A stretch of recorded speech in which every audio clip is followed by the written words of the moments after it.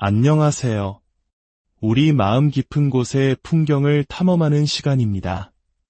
오늘 우리는 겉으로는 누구보다 화려하고 완벽해 보이지만 그 내면은 깊은 상처와 끝없는 두려움으로 가득 찬 한 인간의 심리를 깊숙이 들여다보고자 합니다. 바로 나르시시스트의 내면 세계입니다. 특히 오늘은 그들의 모든 것을 한순간에 무너뜨리는 죽음과도 같은 공포의 순간, 나르시시스트적 모멸감에 대해 이야기해 볼 것입니다. 이 복잡하고 어두운 여정을 시작하기에 앞서 오늘 나누는 이 깊이 있는 이해가 우리 자신과 주변 사람들을 더 따뜻한 시선으로 바라보는 계기가 되기를 바랍니다. 만약 이 이야기가 누군가에게 도움이 될 것이라 생각되신다면 그들을 위해 이 지식을 공유해 주시는 것도 큰 의미가 있을 것입니다. 우선 우리는 중요한 사실 하나를 먼저 이해해야 합니다. 나르시시스트는 나르시시즘적 학대의 첫 번째 희생자라는 점입니다. 나르시시즘은 대부분 어린 시절, 어머니와 같은 가장 중요하고 가까운 사람으로부터 받은 깊은 마음의 상처, 즉 트라우마에서 비롯되는 후유증과 같습니다. 그들은 어린 시절 자신이 당했던 학대와 상처를 마치 대물림하듯 타인에게 그대로 전달하는 통로가 되어버린 것입니다. 어린 시절 그들의 어머니는 아이가 자신으로부터 건강하게 분리되어 하나의 독립된 인격체로 성장하는 것을 허락하지 않았습니다. 아이를 감정적으로 학대하고 자신의 소유물처럼 대상화했으며 때로는 아이에게 어른의 역할을 강요하며 의존적인 관계를 만들었습니다. 아이를 자신의 나르시시즘적 욕구를 채우는 공급원으로 삼았던 것입니다. 놀랍게도 이 목록은 성인이 된 나르시시스트가 자신의 연인에게 행하는 행동과 정확히 일치합니다. 그리고 많은 연인들은 나르시시스트가 만든 비현실적인 환상, 즉 공유된 판타지 속에 기꺼이 들어가 배우가 되어주곤 합니다. 그가 짜놓은 각본에 맞춰 연기하며 이 기이한 연극에 동참하는 것이죠. 하지만 모든 사람이 이 연극에 참여하는 것은 아닙니다. 어떤 이들은 나르시시스트의 거짓된 세계에 편입되기를 거부하고 그가 만든 환상의 정면으로 맞서 도전합니다. 그들은 나르시스트가 만들어 놓은 초현실적인 꿈의 공간에서 뛰쳐나와 냉혹한 현실로 그를 깨우려 합니다. 이것은 마치 악몽을 꾸는 사람을 갑자기 흔들어 깨우는 것과 같습니다. 바로 이 순간 나르시시스트적 모멸감이 시작됩니다. 나르시시스트적 모멸감의 핵심은 바로 공포입니다. 이는 나르시시스트가 평생 외면하고 부정해왔던 자신의 진짜 모습, 즉 적나라한 현실과 마주했을 때 느끼는 극심한 공포입니다. 그들은 평생을 거대한 두려움 속에서 살아갑니다. 어쩌면 나르시시즘은 불안장애나 우울장애의 한 형태로 설명될 수도 있을 것입니다. 지그문트 프로이트는 이를 자신이 믿어온 이상적인 자아상과 그와는 정반대인 현실의 자신 사이의 괴리를 마주했을 때 겪는 충격적인 반응이라고 설명했습니다. 완벽해야 한다는 이상에 미치지 못할 것에 대한 두려움, 거절과 고립에 대한 공포, 현실 감각을 잃어버릴지도 모른다는 불안감, 그리고 타인의 존경을 잃는 것에 대한 극심한 공포. 이 모든 두려움들이 나르시시스트의 내면을 항상 지배하고 있습니다. 우리 모두 어느 정도의 두려움은 안고 살아가지만 건강한 사람은 이 모든 두려움을 한꺼번에 짊어지고 살지는 않습니다. 나르시시스트는 스스로를 완벽한 존재라고 믿기 때문에 자신의 불완전함이 드러나는 것을 병적으로 두려워합니다. 그들은 언제나 자신이 사기꾼처럼 느껴지며 사람들이 자신의 진짜 모습을 알게 되면 모두가 자신을 떠나고 경멸할 것이라고 믿습니다. 그리고 안타깝게도 그 생각은 어느 정도 사실일 수 있습니다. 나르시시스트적 모멸감은 바로 이 거짓된 세계가 갑작스럽게 그리고 아주 폭력적으로 무너져 내리는 순간에 찾아옵니다. 스스로를 포장하기 위해 평생을 바쳐 쌓아 올린 모든 노력, 그럴듯하게 보이면 언젠가는 진짜가 되겠지라는 믿음, 그리고 거짓 자기라는 정교한 가면이 산산조각 나는 순간입니다. 그들은 내면과 외부 세계에 대한 통제력을 완전히 상실했다고 느낍니다. 나르시시스트는 현실의 사람들과 직접 상호작용하지 않습니다. 그들은 다른 사람들의 스냅사를 찍어 머릿속에 저장하고 이상화된 이미지, 즉 내면의 대상과 관계를 맺습니다. 연인조차도 실제 그 사람이 아닌 머릿속에 저장된 이미지일 뿐입니다. 그런데 갑자기 외부의 누군가가 예상치 못한 행동을 할 때, 예를 들어 공개적으로 비난하거나 조롱하거나 그들의 거짓된 자아에 도전할 때 나르시시스트의 내면 세계는 거대한 충돌을 일으킵니다. 머릿속에 저장된 이상적인 스냅샷과 현실 속 실제 인물 사이에 거대한 균열과 심연이 생기는 것입니다.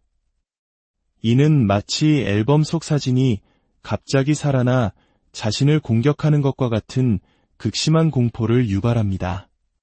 혹은 외부의 공격이 아니더라도 스스로의 진짜 모습과 대면해야 할 때 모멸감은 찾아옵니다.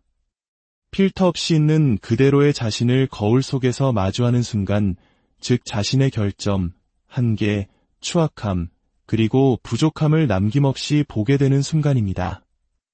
그것은 마치 노트르담 성당의 꼽축 화지모도가 거울 속에서 자신과 마주하는 것과 같은 끔찍한 경험입니다. 흉측하게 일그러진 그 모습이 바로 자기 자신이라는 것을 깨닫는 순간 그들은 방향 감각을 상실하고 극심한 공포에 휩싸입니다. 여기서 우리가 앞서 말한 두려움과 공포는 다릅니다. 두려움은 미래에 일어날지 모르는 일에 대한 예상에서 비롯되지만 공포는 이미 끔찍한 일이 일어났을 때의 반응입니다. 자신의 진짜 현실과 마주하는 것은 나르시시스트에게 바로 이 공포를 안겨줍니다. 마치 질주하는 기차를 향해 선로에 묶여있는 것처럼 피할 수 없는 파멸이 다가오는 것을 무력하게 지켜보는 끔찍한 감정입니다. 나르시시스트의 인격 전체는 무력감과 필연적인 패배감에 압도당합니다. 그들의 자아상은 전능함, 즉 신과 같은 강력함 위에 세워져 있는데 그 순간 그들은 아무것도 할 수 없는 무력한 존재가 되어버립니다. 주변 사람들을 자신의 각본대로 움직이게 만들 수도 없고 자신이 창조한 거짓된 자아를 지지해달라고 설득할 수도 없습니다. 주변 사람들은 이미 그에게 분노하고 실망하여 등을 돌렸습니다. 곧 끔찍한 일이 벌어질 것이라는 것을, 자신이 상처받고 굴욕을 당할 것이라는 것을 알면서도 아무것도 할 수 없는 상태, 모멸감이 엄습하는 순간입니다. 그러면 나르시시스트는 9살에서 11살짜리 어린아이와 같은 유아적인 방어기제를 사용하기 시작합니다.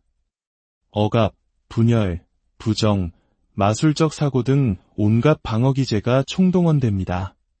하지만 이 끔찍한 모멸감의 순간이 반드시 나쁜 것만은 아닙니다. 역설적이게도 이 순간은 나르시시스트가 거짓 자기라는 폭군적인 주인에게서 벗어날 수 있는 유일한 기회이기도 합니다. 거짓 자기는 나르시시스트를 노예처럼 부리는 잔인한 신과 같습니다. 모멸감으로 인해 거짓 자기가 힘을 잃고 무너져 내리는 순간 나르시시스트는 인질범이 약해진 틈을 타 탈출할 기회를 얻는 인질과도 같습니다. 어쩌면 무의식적으로 그들도 이 사실을 알고 있는지도 모릅니다. 그래서 어떤 나르시시스트들은 자신에게 이 모멸감을 안겨줄 가능성이 있는 사람들에게 끌리기도 합니다. 예를 들어 일부러 변덕스럽고 무분별하며 정서적으로 불안정한 상대를 연인으로 선택하는 경향이 있습니다. 왜일까요? 그런 상대는 필연적으로 모멸감을 안겨줄 것이고 그 모멸감만이 자신을 거짓 자기로부터 해방시켜 줄 수 있기 때문입니다. 안정적이고 가정적인 상대에게서는 아무런 흥분도 느끼지 못하고 오히려 죽어있는 듯한 느낌을 받습니다. 오직 모멸감을 통해서만 그들은 살아있음을 느끼고 성적인 흥분까지도 경험합니다. 그들은 이런 상대를 통해 어린 시절 어머니와의 해결되지 않은 갈등을 끊임없이 재현합니다.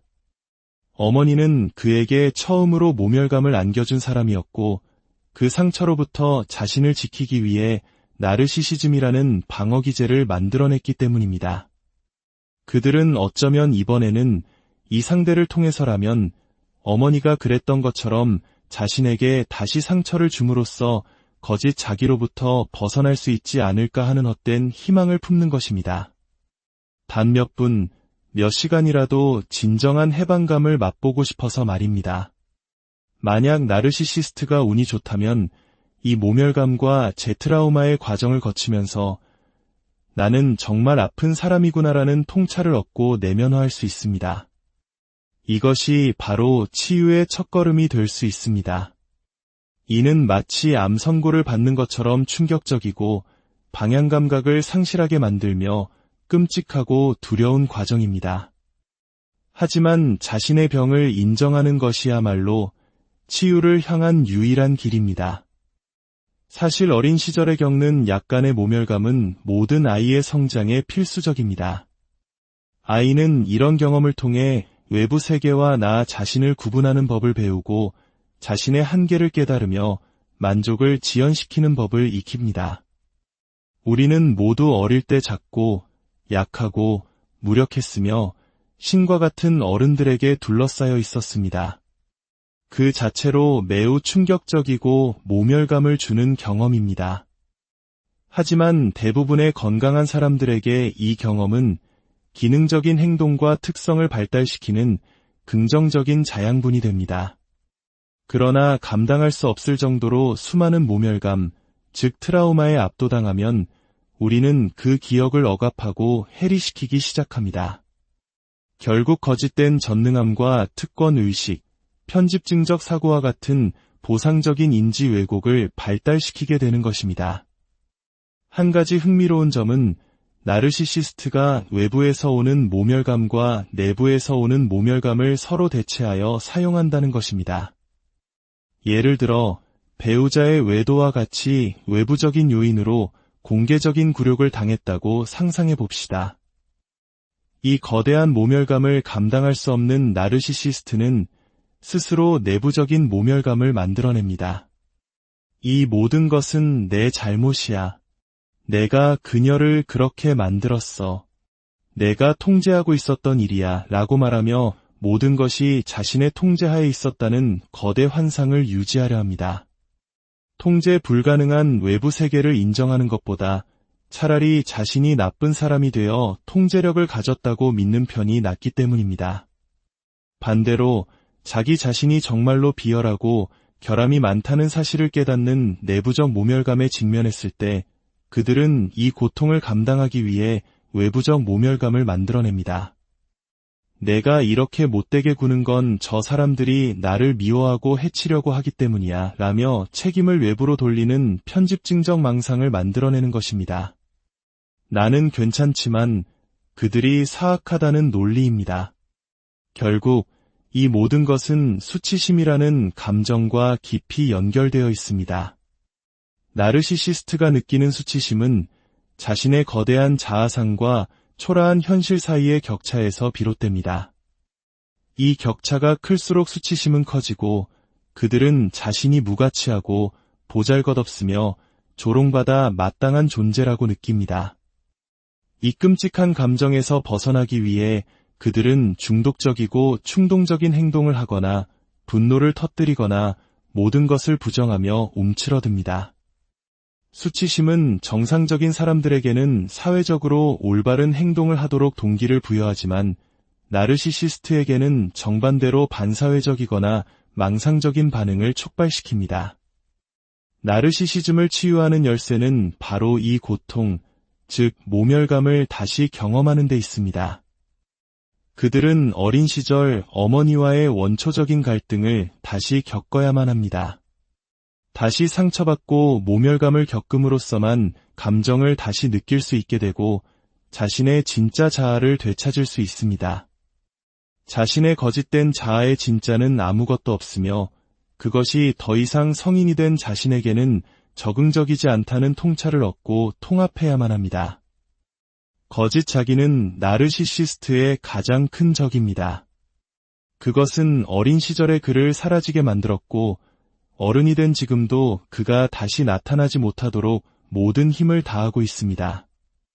거짓 자기는 숙주의 몸을 빼앗는 기생충과도 같습니다. 따라서 진정한 치유는 이 거짓된 자아를 폭발적으로 산산조각 내고 나르시시스트가 트라우마적인 모멸감을 다시 경험하도록 강제하는 것에서부터 시작될 수 있습니다.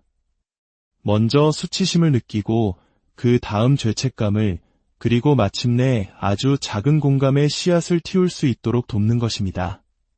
그것은 길고 고통스러운 과정이지만 거짓된 감옥에서 벗어나 진정한 자신으로 살아갈 수 있는 유일한